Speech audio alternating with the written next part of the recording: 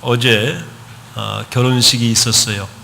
그래서 결혼식을 우리 지켜보면서 한 사람이 태어나서 이 동반자를 만난다는 거, 또 짝을 찾는다는 거, 또 인생의 친구를 만난다라고 하는 것이 얼마나 귀하고 아름다운지를 보게 됩니다.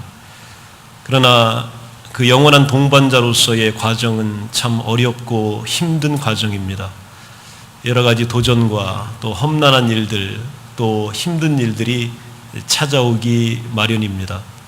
그러나 그 길을 잘 가는 사람들이 있고 또 그렇지 못한 경우도 있기 마련입니다. 누군가와 함께 어떤 일을 한다라고 하는 것 자체가 굉장히 어렵습니다. 특별히 누군가 사업을 같이 한다, 동업을 한다 하는 것은 굉장히 어려운 일 중에 하나입니다. 우리가 많이 듣는 얘기 가운데에 동업을 하겠다라고 하면 형제, 자매 지간에라도 하지 말라고 말리겠다. 또 동업하겠다고 하면 도시락 싸들고 다니면서 말리겠다라고 우리가 자주 그렇게 이야기를 합니다.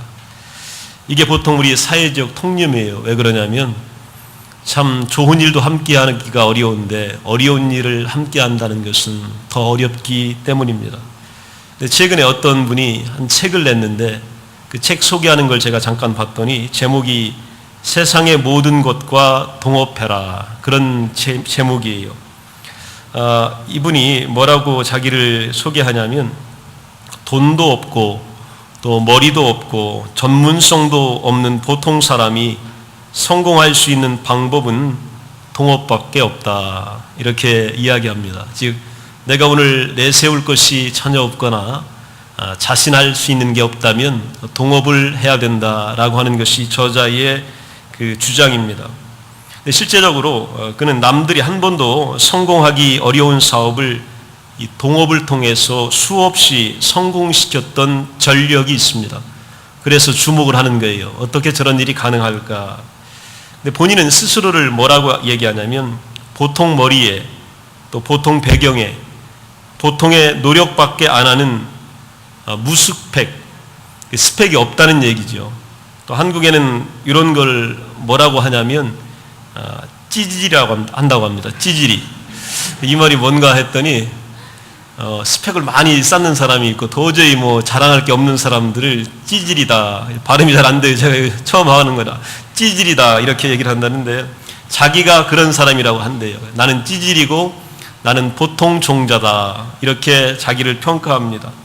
그런데 성공 또 잘 되게 할 수 있었던 비결은 바로 뭐냐면 동업을 했기 때문이다, 그렇게 설명을 해요.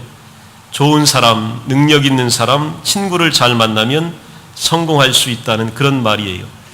그런데 참 동의하기가 쉽지는 않아요.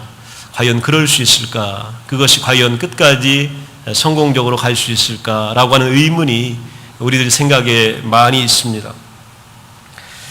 그 서울대학교 유한진 명예교수가 쓴 시가 오랫동안 우리들에게 읽혀지고 들려집니다. 뭐냐면 저녁을 먹고 나면 허물없이 찾아가 차 한 잔을 마시고 싶다고 말할 수 있는 친구가 있었으면 좋겠다. 입은 옷을 갈아입지 않고 김치 냄새가 좀 나더라도 흉보지 않을 친구가 우리 집 가까이에 살았으면 좋겠다. 쭉 내려가는데요.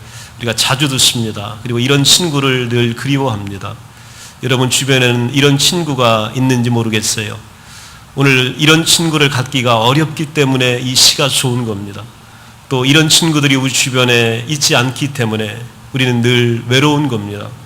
심리학자 폴 트루니에는 이렇게 이야기합니다. 적어도 한 사람에게는 이해받을 수 있다는 느낌 없이 이 세상에서 자유롭게 자신을 개발하면서 충만한 삶을 살아갈 수 있는 사람은 아무도 없다. 즉, 한 명이라도 나에게 용기를 주고 격려해주는 사람이 있어야 내가 다시 회복되고 일어설 수 있을 것이다 라고 하는 얘기입니다. 영국의 유명한 설교자이자 목사님이었던 찰스 스펄전은 이렇게 말씀합니다. 우정은 살아가면서 얻을 수 있는 가장 감미로운 기쁨이다. 친구를 찾을 수 없었다면 시련이란 비통함 속에서 무너진 사람들이 너무나 많았을 것이다. 즉 어려움과 고통 속에서 격려해주는 친구가 있었기 때문에 이겨낼 수 있었다라고 하는 고백입니다. 우리 모두에게 친구는 없어서는 안 될 소중한 자원입니다. 여러 가지 장애물과 실패에도 불구하고 우리는 친구로부터 위로와 격려와 새 힘을 받습니다. 지난 주간 저와 우리 교회 여러분들이 함께 말씀을 묵상했던 사무엘상의 내용이 바로 친구의 얘기입니다. 다윗과 요나단의 이야기입니다. 사울왕의 네 아들 가운데 요나단은 장자였고 따라서 그가 왕권을 물려받을 그런 자리에 있었습니다. 유대인 군대에서 복무하기 위해서는 적어도 20살은 되어야 했습니다. 따라서 요나단은 다윗보다 10살가량 나이가 많았을 것으로 보여집니다. 그러나 두 사람을 묶고 있는 줄은 나이도 아니었고 계급도 아니었습니다. 훨씬 더 강한 것, 심지어는 죽음보다도 더 강한 것이 이 친구 사이를 묶고 있는 끈이었습니다. 두 사람은 서로 사랑하는 사이였습니다. 요나단과 다윗은 골리앗을 무찌른 후에 만나게 됩니다. 거인을 무너뜨리고 승리한 다윗에게는 요나단이 동경하고 요나단에게 없떠한 뛰어난 자질들이 있었습니다. 요나단은 자신의 아버지 사울왕에게는 또 자신과 그의 동생들에게는 다윗이 갖고 있는 뛰어난 자질들을 찾아내지를 못했습니다. 세월이 흐르면서 마침내 다윗에게는 장래 왕권이 그 모습을 드러내기 시작합니다. 그러나 두 사람 중 누구도 위협을 느끼지는 않았습니다. 왜냐하면 그들은 그의 삶을 인도하시는 하나님에 대하여 이야기했고 그들의 우정은 더욱더 굳어져만 갔습니다. 요나단에게는 하나님을 신뢰하는 믿음과 용기와 겸손과 하나님께 영광을 돌리려는 열망이 있었습니다. 이것이 바로 다윗을 순수하게 사랑하고 마음이 이어지는 끈이 되었던 것입니다. 두 사람은 언약, 즉 약속으로 하나가 되었습니다. 요나단과 다윗은 평생에 충성스러운 친구가 될 것을 약속하는 은밀한 언약을 맺게 됩니다. 왕자였던 요나단은 자신의 왕복과 무기를 다윗에게 주어 그 언약을 확증하고 보증을 합니다. 이 언약에는 두 가지 약속이 포함되어져 있습니다. 첫 번째 약속은 다윗이 왕이 될 때에 요나단의 가족을 멸족시키지 않는다라고 하는 약속이고, 두 번째는 요나단이 다윗과 함께 통치할 것이고 또 제2인자가 될 것이다라고 하는 약속이었습니다. 참 권력 앞에서 맺은 약속 어떻게 될까 우리는 궁금합니다. 또 사람들은 이런 약속들을 많이 맺습니다. 오늘도 많이 맺어가고 있습니다. 그러나 이 약속이 어떻게 전개될지는 우리는 잘 모릅니다. 그러나 이 언약과 약속을 생각할 때마다 우리는 예수님이 우리와 맺으신 언약을 생각해 봅니다. 예수님과 우리 사이에도 이보다 훨씬 더 귀하고 존귀하고 아름다운 언약이 있었습니다. 다윗과 요나단은 대등한 사이였습니다. 한 사람은 오늘 제국의 왕자였고 다른 한 사람은 왕이 될 미래의 권력이었습니다. 그 세계에서 함께 있었던 사람입니다. 그러나 예수님이 이 언약 관계로 우리를 초대하셨을 때에 우리는 왕자가 아니었습니다. 우리는 주목받는 자가 아니었습니다. 왕권이 우리에게 보장된 그런 존재가 아니었습니다. 우리는 철저하게 실패자였고 유죄 선고를 받은 죄인이었습니다. 사망의 심판을 받아야 했고 영원한 형벌에 갇혀야만 되는 그런 존재였습니다. 그럼에도 불구하고 높고 높은 예수님은, 하나님의 아들 예수님은 나를 사랑하셨고 그 사랑은 어떤 인간적 사랑보다, 심지어는 부모와 자녀의 사랑보다, 또 남편과 아내의 사랑보다 더 큰 사랑으로 우리에게 다가오셨습니다. 요나단은 다윗에게 왕복을 주었지만 예수님은 우리에게 의의 옷을 주셨습니다. 죄인이 되었던 우리에게 의의 옷을 입혀주시고 하나님의 자녀가 되게 하여 주셨고 이제는 의로운 자라 칭함을 받을 수 있는 존재가 되게 하여 주셨습니다. 그리고 내 모든 죄를 용서하여 주셨습니다. 더욱이 예수님은 나를 위하여 십자가에 피를 흘려 돌아가시고 내 죄값을 치러 주셨습니다. 생명을 바쳐주신 겁니다. 자신의 모든 것을 저와 여러분을 위하여 이미 내어주신 것입니다. 그리고 우리에게 언약을 맺어주신 것입니다.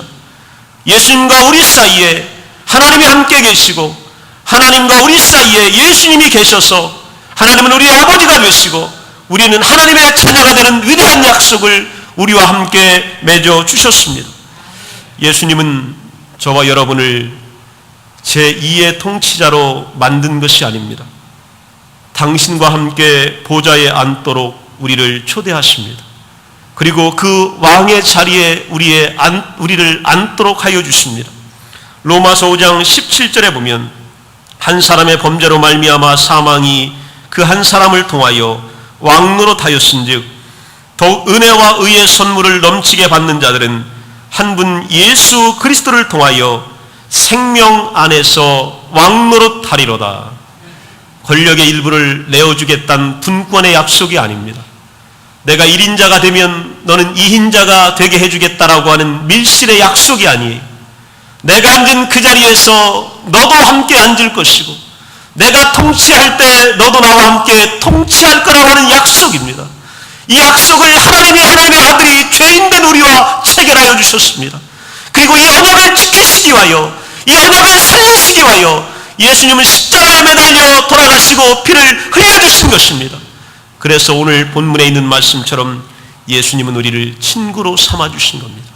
에베소서 2장 6절에 보면 또 함께 일으키사 그리스도 예수 안에서 함께 하늘에 앉혀주셨습니다. 생명 안에서 왕노릇하도록 그렇게 만들어주셨습니다. 예수님과 우리가 친구 되었다라고 하는 것은 이것입니다.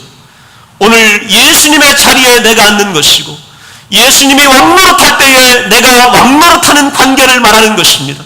예수님이 영원하실 때에 우리도 영원한 것을 말씀하여 주는 것입니다. 요나단은 자기 아버지 앞에서 다윗을 적극 중재하고 변호합니다. 우리의 하늘 대제사장이 되시고 우리의 대변자가 되신 예수님은 보좌 앞에서 지금도 우리를 대표하시고 탄원하시고 변호하시고 우리를 위하여서 눈물 흘리며 기도하고 계십니다. 여러분은 이런 친구를 갖고 계십니까? 여러분에게 생명을 다 주었는데도 모자라서 오늘도 눈물 흘리며 나를 위하여 탄원하고 기도하는 분이 계십니다.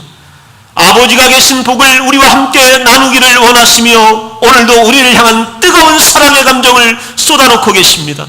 그분이 바로 예수 그리스도십니다. 여러분 이민 생활이 외로우십니까? 오늘 이민 생활의 실패를 경험했습니까? 배반을 경험했습니까? 오늘 마음속에 분노와 미움과 징후가 나타나십니까? 오늘 내게 생명을 다하여 사랑하시고 아버지 보좌를 나에게 약속하신 예수님을 바라보십시오. 그분에게 우리에게 위로가 있습니다. 그분을 통하여 우리에게 평화가 우리에게 주어지는 것입니다. 그분만이 우리에게 영원한 약속이 되십니다. 그분만이 변치 않으십니다. 여러분의 친구는 바로 예수 그리스도십니다. 왜냐하면 예수님은 히브리서 7장 16절에 보게 되면 그는 육신에 속한 한 계명의 법을 따르지 아니하고 오직 불멸의 생명의 능력을 따라 되었다. 즉 예수님은 불멸의 능력을 갖고 계신 분입니다. 절대로 없어지는 분이 아닙니다. 망하는 분이 아닙니다. 실패하는 분이 아닙니다. 예수님은 생명의 능력을 소유한 분이십니다. 예수님을 소유한 사람들은 오늘 죽었다가 살아나게 되어 있습니다. 죽음의 권세도 극복합니다.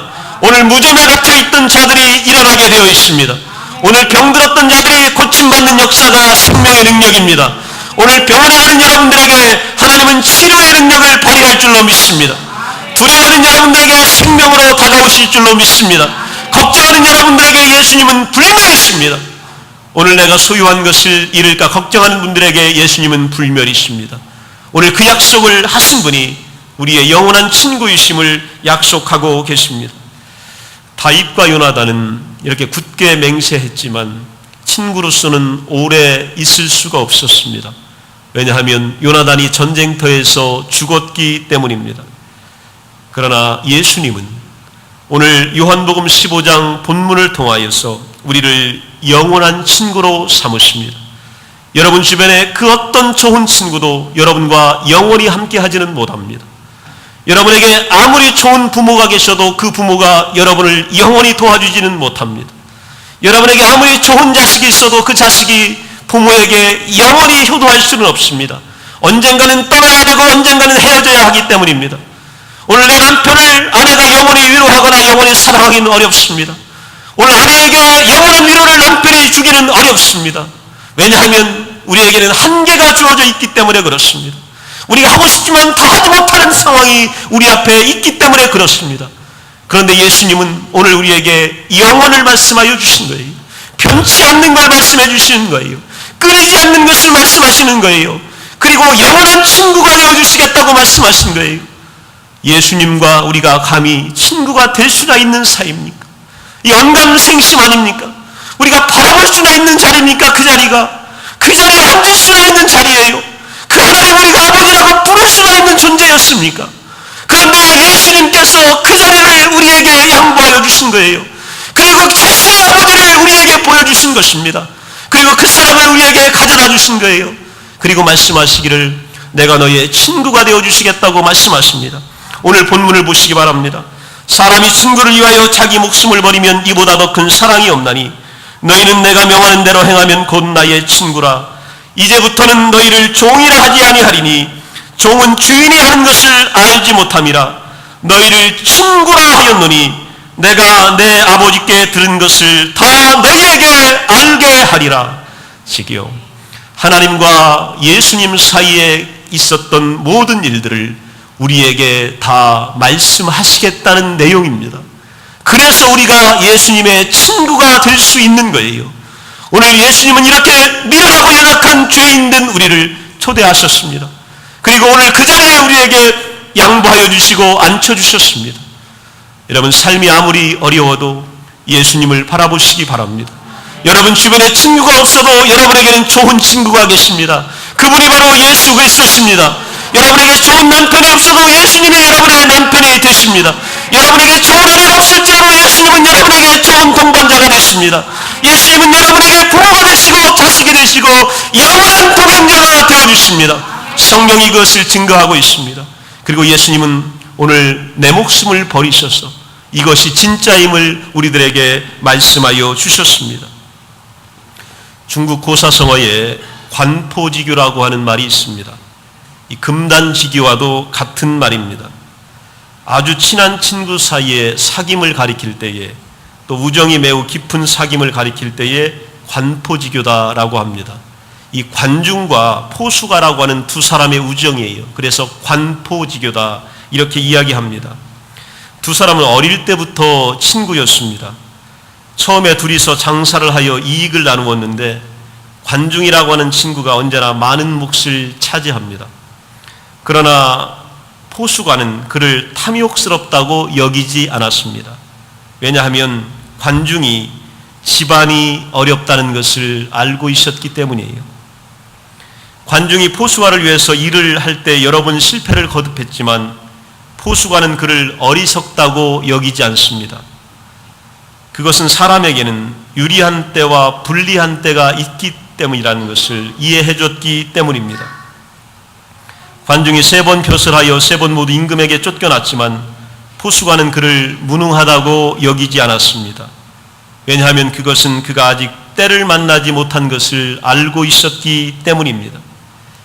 관중이 전쟁터에 나가서 3번 모두 도망쳐 왔을 때도 포수가는 그를 겁쟁이라고 여기지 않았습니다. 왜냐하면 관중에게는 노무가 계신 것을 알았기 때문입니다. 나중에 관중이 제 나라의 재상이 되었습니다. 그리고 자신의 친구 포수가가 자신에게 베풀어줬던 배려와 우정을 알았습니다. 그래서 그는 이런 말을 했습니다. 생하자 부모, 지하자 포자, 이런 말인데, 나를 낳아준 분은 부모이지만 나를 알아준 사람은 포수가다, 이런 말입니다. 관중과 포수가의 우정이 오늘 우리에게 그리운 것은 그 약속을 소중하게 지켰고 그 고마움을 간직했기 때문입니다. 예수님의 사랑에 비하면 아무것도 아니에요. 그런데도 우리는 이 말에 마음이 끌려요. 지란지글한 말에 마음이 감동이 돼요. 왜 그러냐면 그런 경우를 자주 만나지 못하기 때문입니다. 오늘 사랑하는 사람을 찾지만, 친구를 찾지만 내가 기대했던 친구가 있지 않기 때문에 그래요. 내가 사랑하는 사람이 그 자리에 있지 않기 때문에 우리는 늘 외로운 것이고, 그 자리가 공허한 것이고, 그 자리가 비어있음을 느낄 때마다 마음이 허전한 것입니다. 그때 우리 곁에 찾아오신 분이 계십니다. 그분이 바로 누구냐면 보혜사 성령 예수 그리스도십니다. 그분이 찾아오면 여러분의 외로움이 메꿔집니다. 그분이 찾아오면 여러분의 상처가 회복이 됩니다. 그분이 찾아오면 여러분의 분노가 변하여 마음의 평안이 됩니다. 그분이 찾아오면 실패가 변하여 이제는 여유가 생기고 기대감이 생기고 하나님에 대한 소망이 생깁니다. 요나단과 다윗은 서로를 격려합니다. 다윗이 어디 출신이냐면요, 들판 출신이에요. 제조에서 또 궁궐에서 컸던 인물이 아닙니다. 검과 칼을 사용하는 방법을 잘 몰랐던 게 다윗입니다.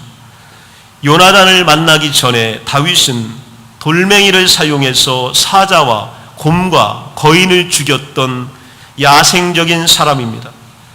그런데 성경에 보면 다윗이 검이나 활을 사용하는 방법을 훈련받았다라고 하는 얘기가 없습니다. 그런데 나중에 군대의 장관이 되고 나중에 왕이 되어서 전쟁을 백전백승으로 이끌어갑니다. 어떤 이유 때문에 그랬을까? 성경 사무행상 20장을 보면 다윗과 요나단이 평소 활 쏘는 연습을 함께 했음을 알려줍니다. 다윗에게 활 쏘는 방법을, 검을 쓰는 방법을, 칼을 쓰는 방법을 알려줬던 인물이 누구냐면 바로 요나단입니다. 요나단의 이 격려가 다윗으로 하여금 장군이 되게 했고 왕이 되는 통로를 제공하여 주었던 것입니다. 지난주에 읽었던 우리 날마다 말씀 따라 본문이 사무엘상 19장 때입니다. 거기 보면 광야로 피신해 다니는 동안에도 다윗에게는 위로자가 있습니다. 그게 누구냐면 요나단이라는 믿을만한 친구가 있습니다. 잠언 17장 17절을 보면 친구는 사랑이 끊어지지 아니하고 형제는 위급한 때를 위하여 낳느니라, 이런 말씀이 있습니다. 친구는 사랑이 있어야 친구고 형제는 위급함을 함께 해야 형제다, 그 말입니다. 어려울 때에 다윗도 힘들었어요. 왜냐하면 왕이 자신을 죽이려고 했기 때문에 그래요. 아들이, 친구가 아무리 와서 위로했지만 이 다윗의 마음이 굉장히 아팠습니다. 그리고 괴로웠고 두려웠어요. 그래서 급기야는요, 이 그렇게 많은 사랑을 베풀어줬던 요나단에게 사실을 이야기합니다. 내 심경을 토로해요. 고통을 이야기합니다. 항변하고 항의합니다. 도대체 내가 잘못한 게 무엇이 있느냐는 말이냐? 너희 아버지가 왜 나를 죽이려고 하는 거냐? 한번 얘기 좀 해봐라. 내가 뭘 그렇게 잘못했느냐? 아무리 친구 사이지만 아버지에 대하여 이야기하는 거예요. 너무 힘들으니까 다윗은 이런 얘기까지 하게 됩니다. 그리고 결국 나는 어떻게 되겠느냐? 결국 너희 아버지 사울이 나를 죽이게 될 것이다. 나는 처참하게 죽게 될 것이다. 이렇게 요나단에게 항변하고 있습니다. 오늘의 현실이 암담합니다. 막연합니다.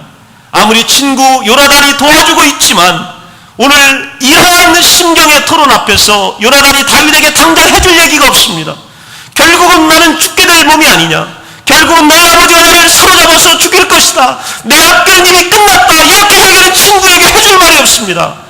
그때에 요나단이요, 다윗에게 해준 얘기가 성경에 나와요. 어떤 얘기를 해줬냐면 하나님 얘기를 한 겁니다. 여호와가 너에게 함께 하실 것이다. 하나님이 너를 도와줄 것이다. 이렇게 이야기한 겁니다. 진정한 친구는 어떤 사이냐면 하나님 얘기를 해줄 수 있어야 합니다. 오늘 하나님께서 너를 축복하실 것이다 말할 수 있어야 합니다. 오늘 하나님을 얘기하는 사람은 오늘을 이야기하는 사람이 아니라 어제를 이야기하는 사람이 아니라 오늘의 어제를 이야기하는 사람이 아니라 내일을 이야기할 줄 아는 사람입니다. 미래를 이야기할 줄 아는 사람입니다. 하나님이 어떻게 오늘의 상황을 바꾸실지를 이야기하는 사람, 이것이 하나님의 사람이고 하나님의 친구가 되는 사람의 조건입니다. 오늘 여러분, 내가 아무리 도와주려고 해도 그 친구는 나에게 다윗처럼 네가 나에게 도와줄 게 뭐가 있느냐? 결국은 나는 죽게 될 것이고, 나는 실패하게 될 것이고, 나는 병들게 될 것이며, 나는 망하게 될 것이다. 내 앞에 희망이 어떻게 보이겠느냐? 이렇게 질문할 것입니다. 오늘 우리가 해줄 수 있는 것이 아무도 없습니다. 돈을 꾸어도 한계가 있습니다. 경제에도 한계가 있습니다. 아무리 연결해도 한계가 있습니다. 그런데 요나단이 준 마지막 축복이 어떤 것이냐면 하나님입니다. 하나님이 너와 함께 계셔서 너를 지켜줄 것이다. 오늘 우리의 제일 좋은 친구는 어떤 분이냐면 하나님이십니다. 그리고 예수 그리스도가 우리의 좋은 친구가 될 뿐만이 아니고 예수 그리스도를 우리에게 가져다 주는 분입니다. 오늘 여러분이 괴로울 때 예수님 얘기를 해주는 분이 진짜 친구입니다. 여러분이 아플 때 치유할 수 있는 예수님을 말할 수 있는 분이 친구입니다. 오늘 실패했을 때 도우시는 예수님을 소개할 수 있는 분이 친구입니다. 요나단은 오늘 다윗에게 하나님 얘기를 한 거예요. 축복을 이야기하고 내일로 격려하게 된 겁니다. 다윗이 십광야에 또 도망가 있을 때 요나단이 위험을 무릅쓰고 찾아오는 것이 사무엘상 23장 16절에 나옵니다. 거기 보면 사울의 아들 요나단이 일어나 수풀에 들어가서 다윗에게 이르러 그에게 하나님을 힘있게 의지하게 하였다. 참된 친구는 찾아와서 용기를 내라, 실망하지 말아라, 견뎌라, 인내해라, 버텨라, 끝까지 참아라, 이렇게 말하는 친구가 좋은 친구입니다. 그런데 이것뿐만이 아니라 하나님을 바라보게 하고 하나님의 약속을 신뢰하도록 격려해 주는 것, 이것이 바로 진짜 사랑이고 진짜 우정입니다. 여러분, 오늘 가족을 찾아가셔서, 오늘 친구를 찾아가셔서 오늘 성도에게 하나님께서 너를 도와줄 거라고 말씀하시기 바랍니다. 하나님께서 내 아들을 도와줄 거라고 아들에게 말씀하십시오. 오늘 하나님께서 내 딸을 도와줄 거라고 딸에게 말씀하십시오. 당신을 도와줄 거라고 남편에게 말씀하십시오. 아내에게 당신을 도와줄 거라고 말씀하십시오. 오늘 권사님에게, 장로님에게, 집사님에게, 목사님에게 하나님이 당신을 도와줄 거라고 말씀하십시오. 이 이야기를 다윗은 용기를 냈던 겁니다. 그리고 이 이야기를 들었던 겁니다. 그리고 다시 일어나게 되었던 것입니다. 하나님의 사랑이 그들 가운데 개입되었습니다. 다윗과 요나단이 만나는 순간이 이게 마지막입니다. 그리고 다시는 만나지를 못합니다. 나중에 어떤 일이 일어나냐면 다윗이 시글락이라고 하는 지역에 위기에 처합니다. 사람들이 그에게 돌을 던집니다. 사무엘상 30장 6절을 보게 되면 다윗 백성들이 자녀들 때문에 마음이 슬퍼서 다윗을 돌로 치자 하니 다윗이 크게 다급하였으나 그의 하나님 여호와를 힘입고 용기를 얻었더라. 요나단과 함께 있을 때 요나단에게 들었던 말이에요. 요나단이 자신을 격려해 줬던 말입니다. 다윗이 오늘 백성들에게 죽게 되었습니다. 백성들이 돌로 쳐 죽이려고 합니다. 아무도 자신의 편에 서 있는 사람이 없습니다. 아무도 자신을 변호하는 사람이 없습니다. 다급해졌습니다. 죽게 생겼습니다. 큰일 나게 생겼습니다. 그런데 이 위기를 다윗이 어떻게 통과했느냐? 성경은 그의 하나님 여호와를 힘입고 용기를 얻었더라. 그러면서 최악의 순간을 다윗은 이겨낼 수 있었습니다. 누가 가르쳐준 걸까요? 요나단이 도망칠 때 와서 가르쳐줬던 방법입니다. 이렇게 할 수 있도록 이것을 배우게끔 해줬고 가르쳐준 친구가 바로 요나단이었습니다. 그래서 요나단이 떠난 뒤에 가장 어려운 순간이 그에게 찾아왔을 때에 다윗은 하나님을 찾았습니다. 그리고 하나님을 의지했습니다. 그리고 승리했습니다. 그리고 이겼습니다. 일어났습니다. 하나님을 믿는 사람은 어떤 순간이 와도 하나님을 의지하여 이길 줄로 믿습니다. 여러분, 어떤 경우가 찾아와도 그리스도의 치유의 능력이 우리 가운데 있는 것을 믿을 줄로 믿습니다. 이거는요, 예수님이 가르쳐준 거예요. 예수님은 죽은 자를 살렸습니다. 오늘 안전뱅이를 일으켜 세우셨습니다. 귀신 들린 자를 내어 쫓으셨습니다. 때로는 모든 질병에 걸린 자들을 도와주셨습니다. 하나님이 가르쳐 주셨잖아요. 예수님이 보여주셨잖아요. 우리 이런 친구가 있습니다. 우리 이제 할 수 있는 겁니다. 어떤 순간이 와도 하나님을 의지하여 용기를 내어 이겼더라, 여호와를 의지했더라. 이것이 바로 친구입니다. 최고의 사랑은 그리스도를 알게 하여 그분이 격려하도록 하는 것입니다. 예수님은 고난과 수모 가운데에 십자가의 고통 속에 우리에게 찾아오셨고 치료와 치유의 능력과 부활의 영광을 보여주셨습니다. 그리고 재림의 소망을 우리에게 약속하여 주셨습니다. 우리가 친구들을 마지막으로 보는 순간이 언제일지 전혀 알지 못합니다. 내년 이맘때에 우리가 동일한 모습으로 동일한 사람들이 이곳에 있는다는 보장이 없습니다. 다음 주에 우리 다시 만난다는 보장이 없습니다. 내가 내 자녀를 영원히 지켜준다는 보장이 없습니다. 내가 내 남편과 아내를 영원히 지킬 수 있는 보장이 어느 곳에도 없습니다. 내가 내 자신을 지킬 수 있다는 보장이 어디에도 없습니다. 그러나 이 모든 것을 불멸의 능력으로, 생명의 능력으로 영원히 지킬 수 있는 분이 계십니다. 그분이 바로 예수 그리스도십니다.